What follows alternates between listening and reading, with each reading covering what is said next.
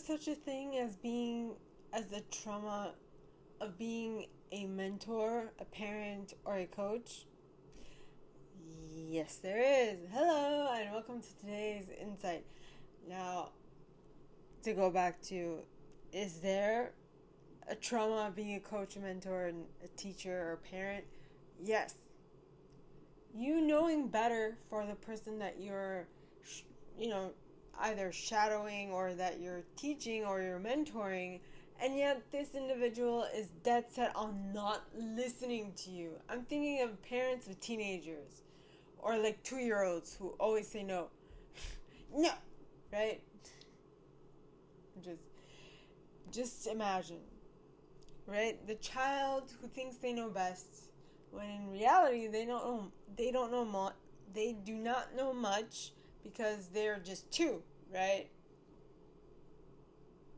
I mean, in some things they might be very mature, but in other things they might be very immature, which is completely normal and absolutely fine. It's the trauma of this plane of existence. So that's the trauma of the student, is needing to take a step back in their studies and learn from people who've already done it. Now, the trauma of a person who is teaching someone else or shouldering someone else or guiding someone else who has not yet had the experience to moving through life, the trauma is having to deal with their thinking they know better.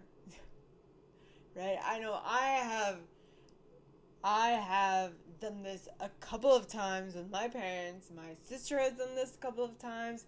Every child always tests their parents' boundaries, how far they can push them, how far they can go.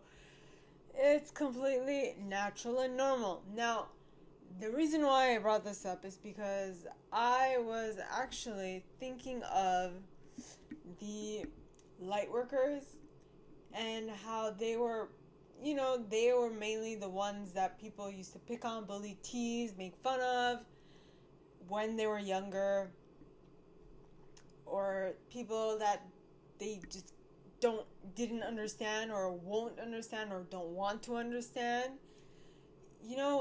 When people think they know better than you just because they have a certain baggage and they don't have your baggage, but your baggage does not coincide with theirs, but your baggage, what you learned, what you've acquired throughout the years, is exactly what is necessary in order to do a specific task.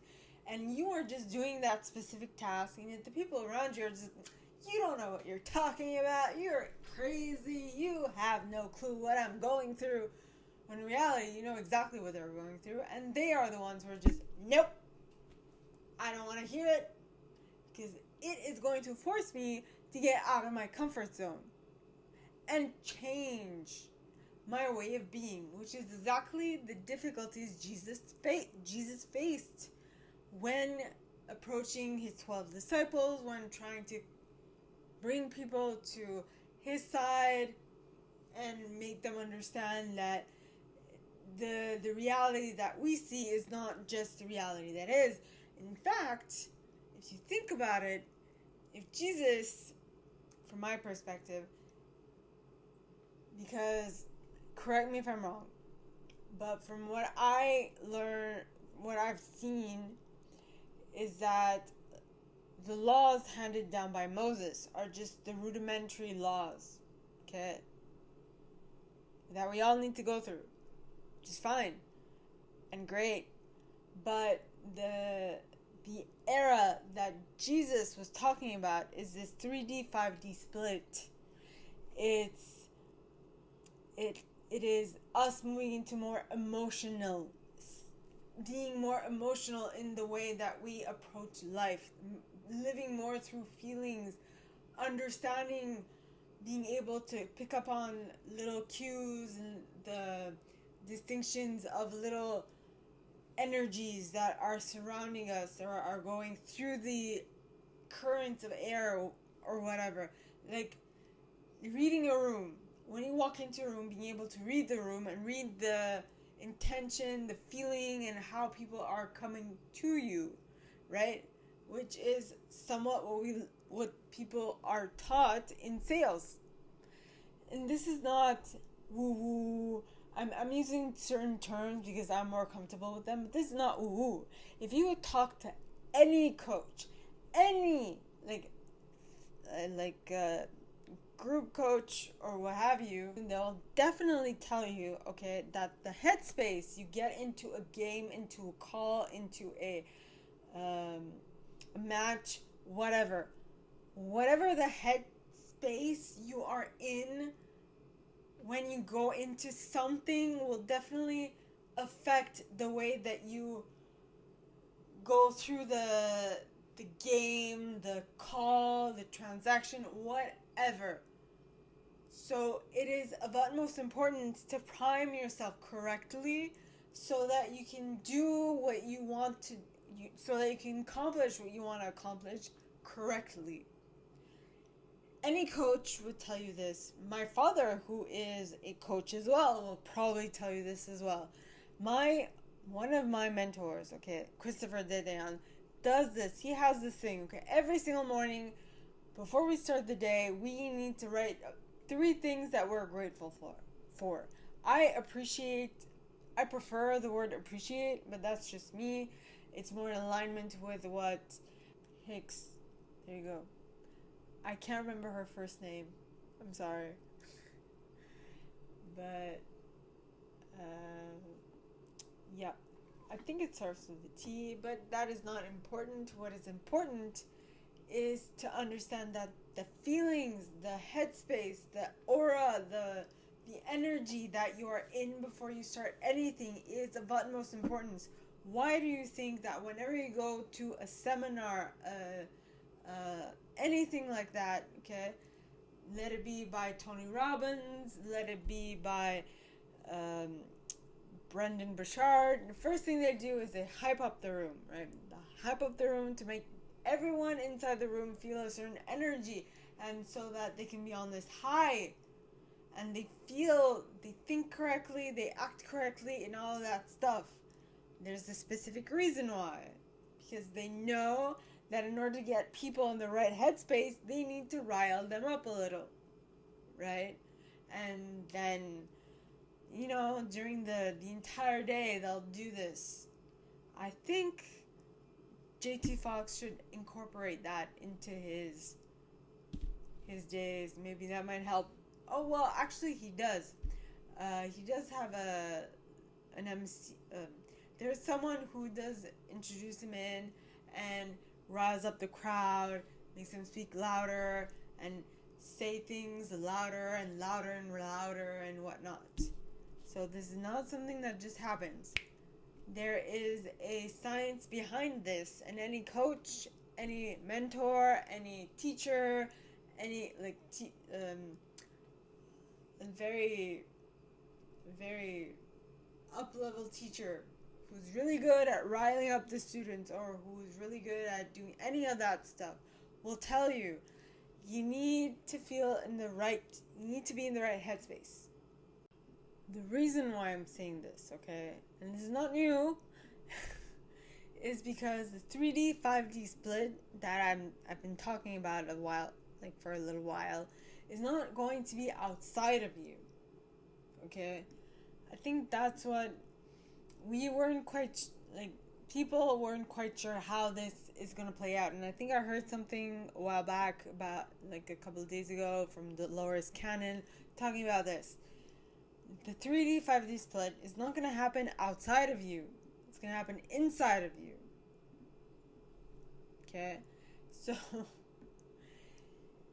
which means that, and we are going in and out of 3D and the 5D. Okay? 3D is time, is that our actions will create a certain response or a certain consequence or whatever, and we're going to have to live with that. That's 3D. 4D is time. 5D is emotions.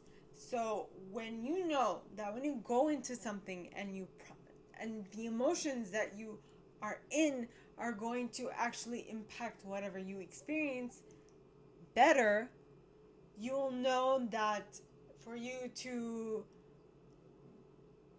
win that game of chess or that game of cards or whatever, you have to be in a specific headspace. Or for your team to win a specific soccer game or football game or what have you, you need to be in a certain the coach needs to put the team in a certain headspace. You need to make sure that everyone is in the right headspace to do anything. Okay? And that is really what the 5D is. It's knowing that in that dimension, our emotions are going to lead the way. And if we lead by our emotions, well, then everything else will follow with. Now, this has not been something new that was just created. This has been the same thing for eons. Eons. We're just revisiting it right now. Okay? And so you can actually apply this right now in your life. If you know that the reason why something will make or break your attempt at it is going to be the headspace you're approaching it in a good, in the right way, with the right emotion, is going to basically get you more ahead, is how you need to be feeling and thinking and acting. Because a feeling will result in an action, and an action will result in a consequence, and that consequence will actually give you some feedback. It's the feedback loop. We have not created anything new. Okay? This is just me using terminologies that have been used in business, have been used in in sports, have been used in multiple different ways. It's the feedback loop. It has been the same thing. I learned this in communication.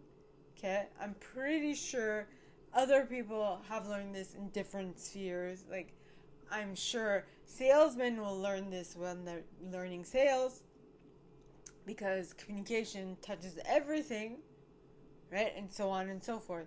So it's just a matter of finding the right key concepts and placing them in the right place.